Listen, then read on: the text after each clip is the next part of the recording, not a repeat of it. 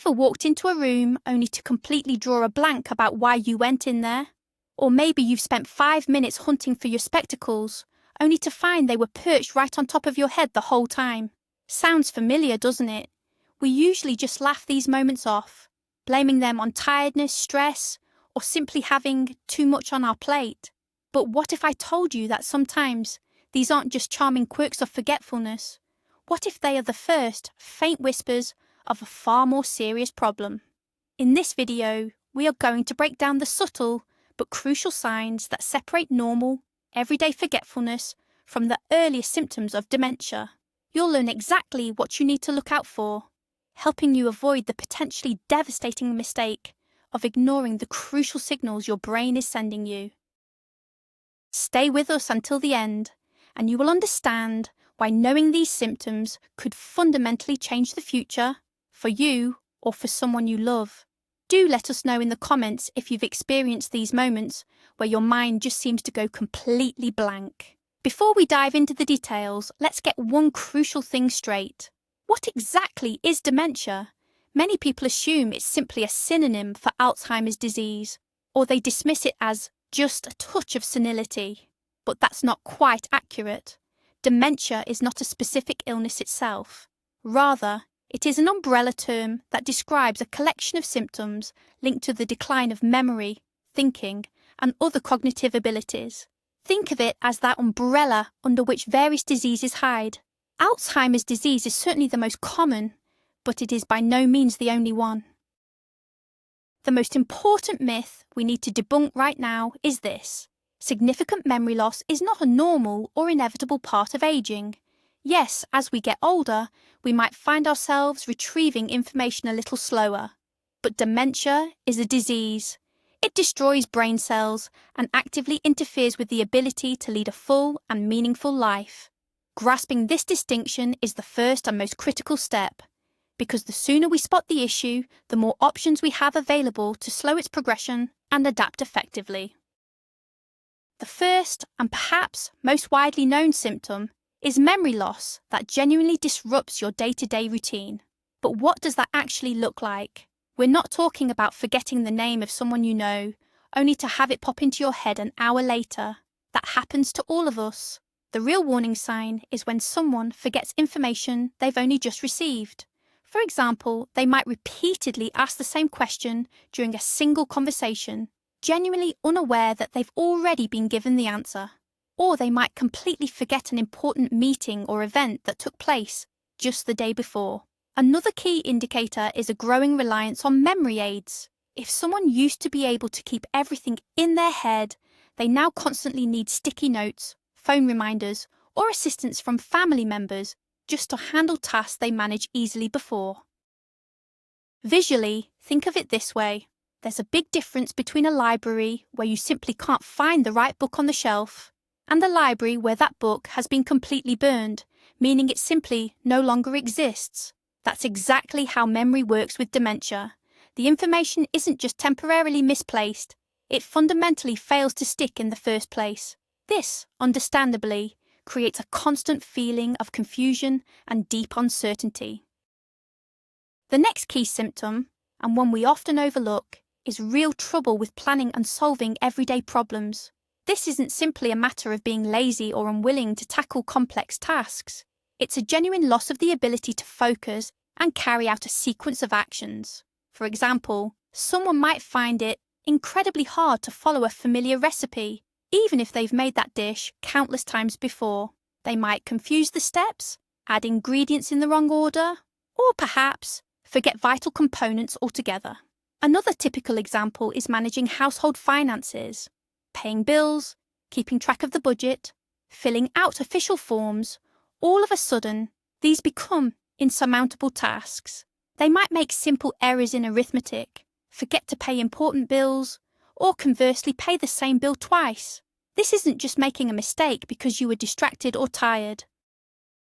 It's a fundamental breakdown in the ability to handle numbers and construct logical thought processes. Imagine a seasoned ship captain who suddenly cannot plot a course using a familiar map. He can see the map, he can see the symbols, but he can't assemble them into one single coherent route.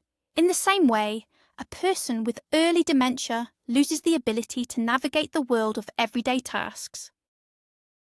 The third sign is difficulty carrying out tasks that used to be second nature. We're talking about those actions we usually do on autopilot, without even needing to think twice. A person in the early stages of dementia might suddenly find simple appliances tricky, things like the microwave or the washing machine. They might forget the rules of a favourite board or card game, something they've been playing for decades. Driving is another very clear example. They could suddenly get completely lost on a route they know inside out, like the weekly drive to the supermarket they've done for the last 20 years. They might confuse the accelerator and the brake, fail to register road signs, or find parking incredibly difficult. Crucially, this isn't just a moment of inattention or simple distraction. It's a serious systemic glitch in the part of the brain that handles muscle memory and all those automated skills. Imagine you've been touch typing your whole life, and suddenly you have to hunt for every single letter, like it's the very first time.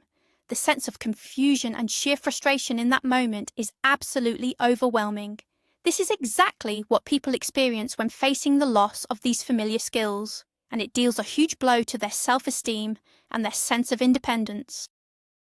The fourth major warning sign we need to look out for is disorientation in time and place. And I must stress, this is much more serious than simply forgetting what day of the week it is. Individuals experiencing early dementia often lose all sense of time. They might struggle to recall not just the date, but also the current season or even the year. They might wake up and genuinely not be sure whether it is daytime or the middle of the night. This confusion often leads to dressing inappropriately. For instance, they might put on a thick winter coat in the height of summer because their internal clock and perception of reality have become completely confused. Disorientation in space can be even more dramatic. As we've discussed, someone might become completely lost in a setting they know intimately. They might walk right out of their front door and be utterly unable to navigate their way back home. Shockingly, this loss of bearings can happen even within the confines of their own home or flat. They might walk into a familiar room and suddenly not understand where they are or how to exit. This is a truly terrifying prospect. Imagine walking down your own street and suddenly every house, tree and sign looks alien and unfamiliar. You have no idea where you are or which direction to walk. This understandably triggers intense panic and severe stress.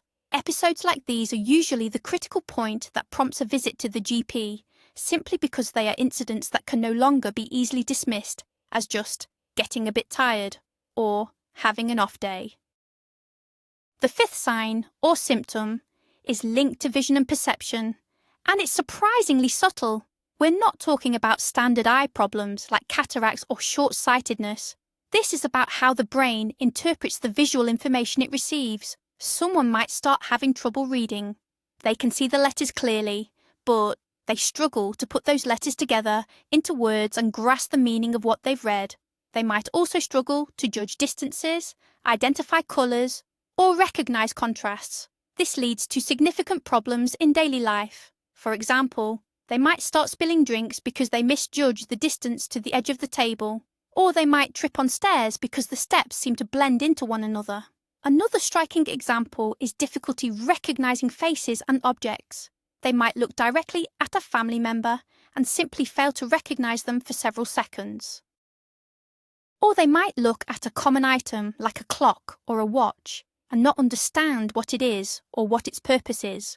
The most telling observation often involves the mirror. Sometimes people living with dementia will fail to recognise their own reflection, genuinely believing it's another person standing in the room. This points to serious disruption in the visual processing areas of the brain. Symptom number 6 relates directly to speech and communication. The individual begins to struggle with word retrieval.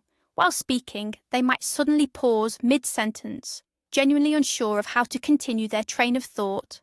They may forget simple, everyday words or substitute them by describing the object instead of naming it directly. For instance, referring to a pen as that thing you write with. Their speech can become disjointed and rambling. They may frequently lose the thread of the conversation, repeat the same story several times, or genuinely struggle to understand what others are saying. Crucially, these are not just the normal slips of the tongue that happen to everyone. This is a systemic issue where the entire vocabulary seems to be slowly evaporating. As it becomes increasingly difficult to express thoughts and participate in dialogue, the individual may start to avoid social interaction altogether, leading them to become withdrawn and isolated. Visually, we can compare this to attempting to complete a jigsaw puzzle when vital pieces are constantly disappearing. Try as they might, a coherent picture simply cannot be formed. This ultimately leads to severe isolation, deepening feelings of loneliness, and tragically, this often accelerates the progression of the underlying condition. The seventh sign, and this is usually spotted by the immediate family, is the tendency to put things in completely bizarre spots and then having absolutely no idea where they are. Now, we all lose our keys or the TV remote occasionally, of course, but with dementia, the scale changes completely. They might put their wallet in the fridge, the iron in the linen cupboard, or the remote control in the sugar bowl. The crucial difference is that they simply cannot retrace their steps or remember the sequence of events that led to the item being misplaced. It's not just that they forgot where they put it, they genuinely cannot comprehend how it ended up there. This often leads the individual to accuse people around them of theft. They become absolutely convinced that a family member or a neighbour has stolen their money or their glasses, because in their picture of the world, they would never have put those items in such a strange spot. Naturally, this causes friction, suspicion, and hurt feelings. For loved ones, this is an incredibly difficult symptom to manage because it demands enormous patience and understanding. It's vital to remember that this isn't malice or stubbornness. It is a direct manifestation of a disease in the brain. Right, let's move on to discussing something very subtle, yet crucially important: the decline in common sense and good judgment. We see a shift in their ability to make sensible decisions. This often becomes most obvious when dealing with money. They might start splurging large amounts on things they don't need, perhaps buying from aggressive doorstep callers, or sadly, falling victim to sophisticated telephone scams. The concept of money's value and the consequences of their spending simply slips away. Another telling sign involves personal hygiene. Someone who has always been meticulous and clean might suddenly neglect themselves, wearing soiled clothes, or forgetting routine things like showering and brushing their teeth. Crucially, they don't sense that there's anything wrong with this. Their standards and self-critical judgment simply begin to drop. Social behaviour shifts too. They might say inappropriate things, act without the usual inhibitions, or conversely, become unusually suspicious and distrustful of others for no clear reason. This stems from the fact that the parts of the brain responsible for social control and evaluating situations are starting to experience difficulties or glitches. The ninth sign is a marked withdrawal from work and social activities. A person who was once the life and soul of the party, always enjoying visitors, hobbies, or being heavily involved in their job, slowly starts to distance themselves from all of it. They find it difficult to follow the thread of a conversation in a group, or maybe they struggle with the rules of a game they used to love, or can no longer cope with their responsibilities at work. Instead of admitting there's a problem, they start looking for excuses to avoid situations where their difficulties might become obvious. They claim they are tired, or simply not interested, or just not in the mood. But what's really driving this is often a deep sense of fear and confusion. They sense that something is fundamentally wrong, and they instinctively try to avoid failure. This quickly leads to social isolation. The person spends more and more time alone, often just sitting in front of the television. This only makes matters worse because the brain is deprived of the necessary stimulation it needs. To loved ones, this often just looks like apathy or depression, and they don't always realise that the root of the problem lies much deeper. And the 10th sign, which is terribly important, concerns changes in mood and overall personality. A person might become confused, low, unduly suspicious, fearful, or highly anxious. They might easily get quite cross over minor things, whether that's at home or at work, or perhaps in situations where they simply feel out of their depth. Their whole character can alter completely. You might not recognize them. For example, a previously calm and even-tempered person suddenly becomes short-tempered and aggressive, while a cheerful optimist might turn into someone apathetic and quite indifferent to everything around them. These shifts often stem from profound inner distress. Just imagine constantly feeling as if you're losing control over your life, perhaps even your own mind. You can't trust your memory anymore, and you find yourself confused by the simplest of tasks. This causes enormous stress, fear, and frustration, which then manifests as these sharp and sudden mood swings. Loved ones and family members often take these actions incredibly personally, mistakenly believing they have done something wrong, but it is crucial to understand this. These are not simply bad manners or whims. They are symptoms of the underlying illness, biochemical changes in the brain that the person genuinely has no ability to control. So now that we've looked at the main signs, let's draw a very clear line between normal, age-related changes and something more serious, like pathology. That distinction is absolutely the key question. For instance, it's perfectly normal to occasionally forget a name or a word. We often call that the tip of the tongue phenomenon. You know the word is there, but you just can't quite retrieve it. The red flag, the worrying sign, is when you forget not just the name, but who that person actually is, even if it's an old, close friend. It's normal to occasionally misplace your keys. The red flag is finding them perhaps in the fridge and genuinely having no recollection whatsoever of how they ended up there. It's normal to need a bit of help figuring out new technology. The warning sign is struggling to use something simple, like a microwave oven, that you've been operating effortlessly for 10 years. It's normal to occasionally get a date wrong and then correct yourself. The worrying signal is losing track of time completely, not understanding the current year or what season it is. Ultimately, the main difference boils down to scale and impact on your daily life. Normal cognitive changes don't prevent you from living independently. The signs of dementia, however, do interfere, and they get progressively worse over time. Let's address another very common misconception. A lot of people believe that dementia is a condition reserved solely for the very elderly. That is a dangerous mistake.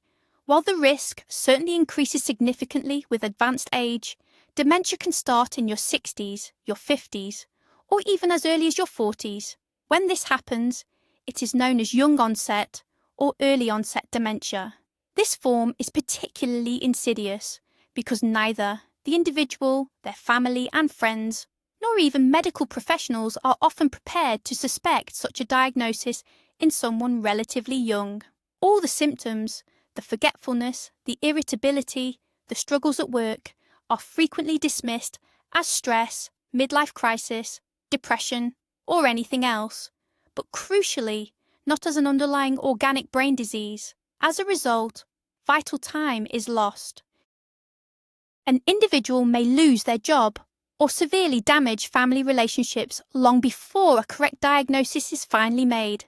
This is why it is so essential to understand that age is simply one risk factor, but by no means the only criterion. If you observe troubling symptoms in someone who hasn't yet reached 65, please do not dismiss them.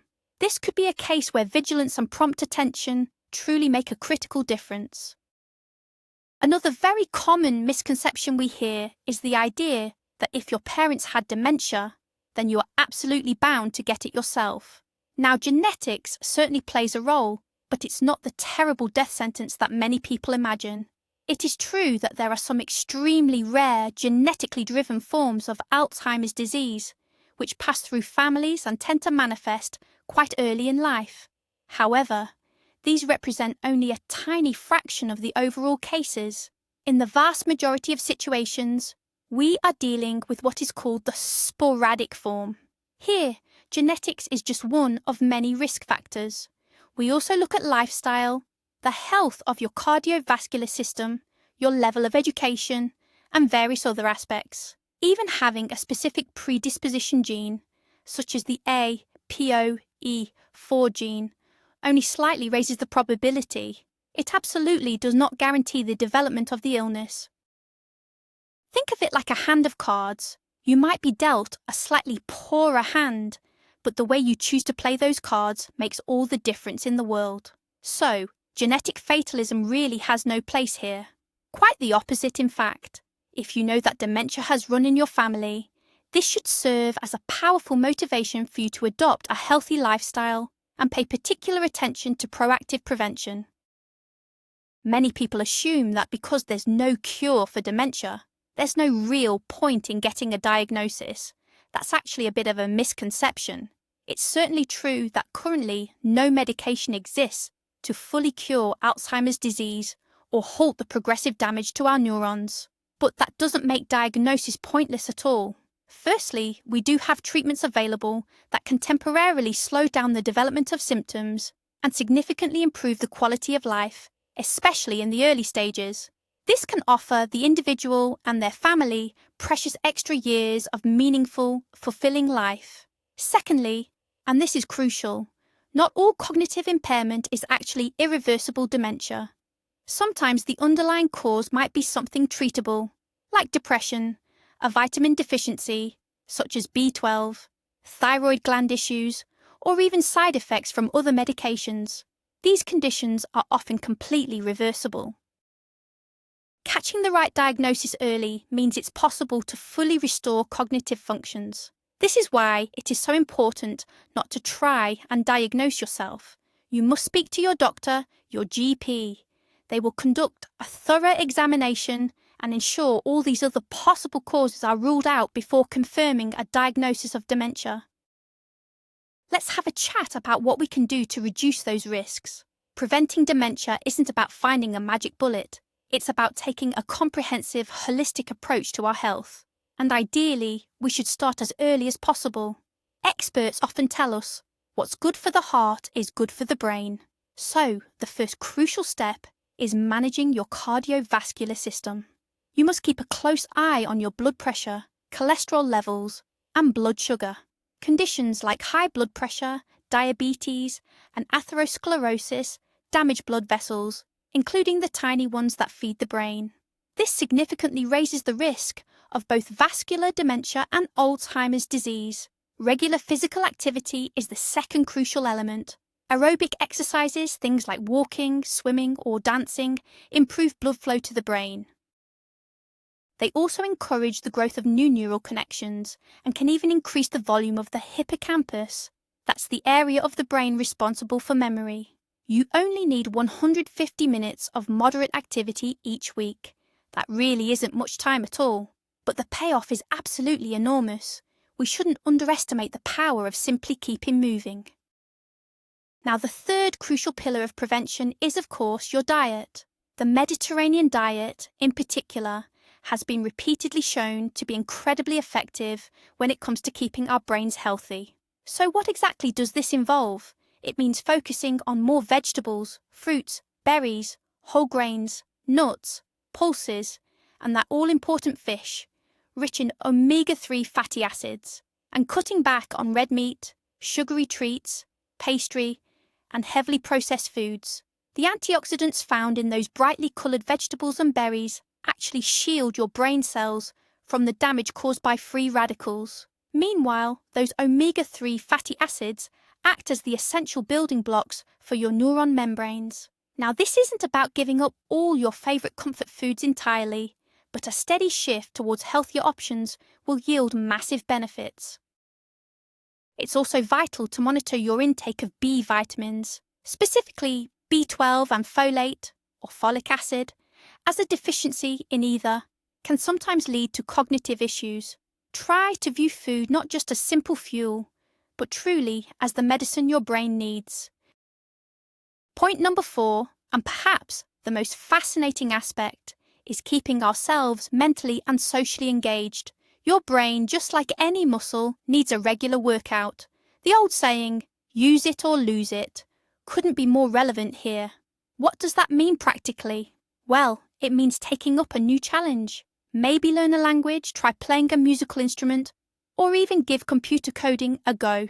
Tackle those challenging puzzles, crosswords, Sudoku, or even a game of chess, make sure you read books that genuinely make you think and stretch your understanding. The more you push your brain to forge new neural pathways, the greater your cognitive reserve becomes. Think of this reserve as a safety net or a rainy day fund for your mind. It gives your brain the resilience to hold off illness for longer, even if underlying problems have already started. Social activity is equally vital. Talking to others, getting involved in lively discussions, or joining group activities, all of this provides a tremendous boost to your brain function. Loneliness and social isolation, on the other hand, are serious risk factors we need to avoid. So, make sure you don't shut yourself away. Keep engaging with the world and remain open to meeting new people. Now here's the most crucial and difficult question. What should you do if you notice these signs in yourself or in someone close to you? First and foremost, the most important thing is not to panic, and certainly don't try to self-diagnose based on videos you find online.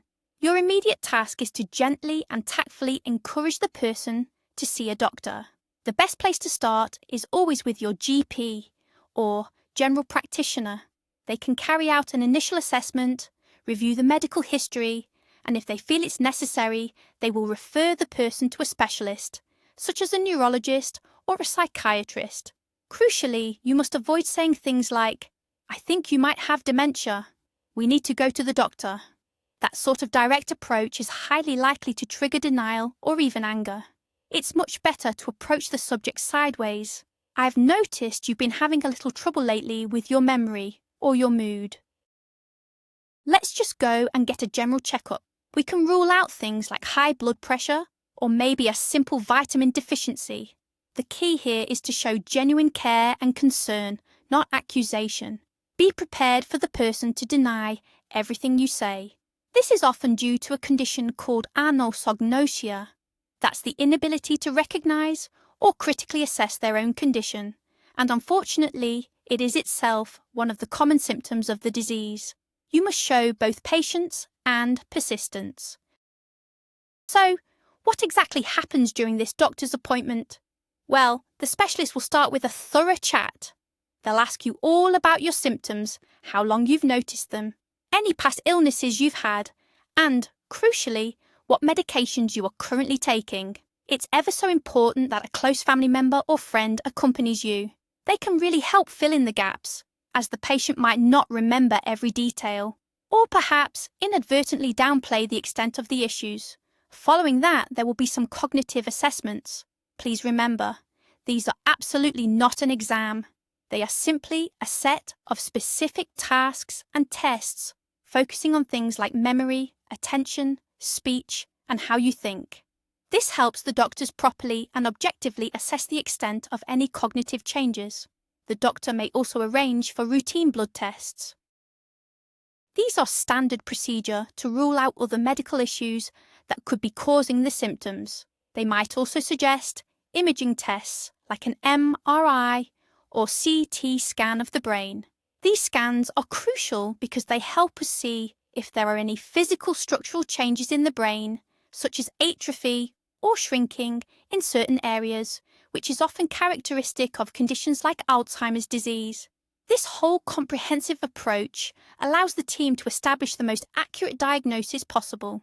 From there, they can develop a solid plan for moving forward, which will cover both medical support and non-drug treatments and assistance. To wrap up the main part of our discussion, I want to focus on the crucial topic of acceptance.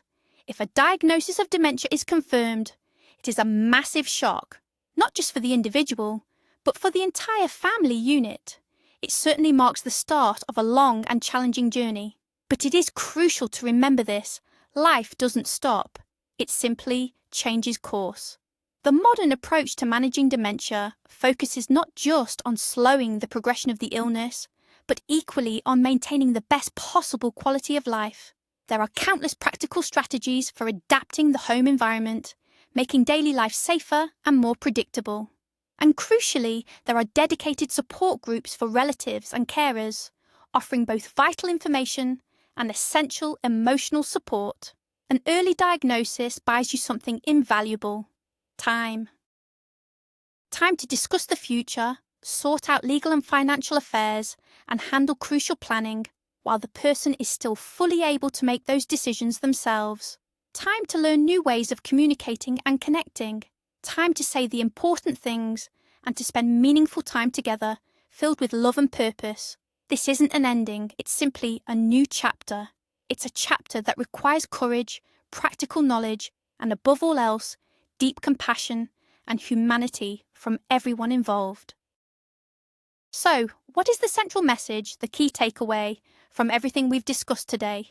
It's simply this: dementia doesn't begin with a sudden inability to find your specs or your keys. It starts with subtle patterns and consistent changes that gradually weave their way into the fabric of daily life and slowly erode it.